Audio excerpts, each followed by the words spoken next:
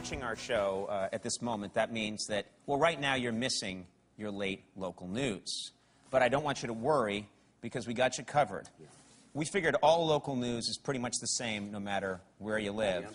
So Andy and I are going to show you what you're missing right now in a piece we're calling Tetanus myths. There is a need to clarify the misunderstandings of tetanus to the public. The main myth being that stepping on a rusty nail causes tetanus. The basic idea here is that stepping on a rusty nail, or rather the wound that comes from stepping on a rusty nail, leads to tetanus, which is also referred to as lockjaw. As you know, tetanus is a brutal disease that causes a stiffening of muscles and does affect the face so that the jaws can't be opened, hence the nickname. The source of this myth comes from World War II, where many soldiers were infected with and died from tetanus, mostly infected via deep puncture wounds.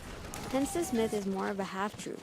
The wounds from stepping on a nail can cause tetanus, but the rest has nothing whatsoever to do with it. Another common myth is that tetanus is contagious. This is false. The spread of this pathogen is not transmitted from person to person. Rather, in unvaccinated individuals, tetanus is contracted through a cut or deep wound which becomes contaminated with the organism. No need to worry if you get a small paper cut. You are not likely to get tetanus since this organism grows only in the absence of oxygen, like in deep tissue. So what is the treatment for tetanus? Persons with tetanus usually must spend several weeks in the hospital in intensive care to manage the complications. But you can easily prevent tetanus by being immunized against the toxin. Almost all cases of tetanus occur in people who've never been immunized or who haven't had a tetanus booster shot within the preceding 10 years. The tetanus vaccine usually is given to children as part of the diphtheria and tetanus toxoids and acellular pertussis, also known as the Tdap vaccine. The most important way to prevent tetanus is through complete immunization and proper wound care. A child is vaccinated with 5 Tdap shots given at specified intervals.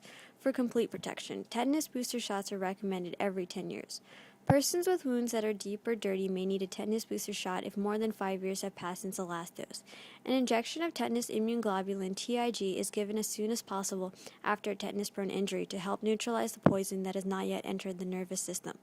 It is essential to realize that there is no cure for tetanus, so it is better to prevent than treat. The single most important preventative measure is to maintain a high level of immunization in the community.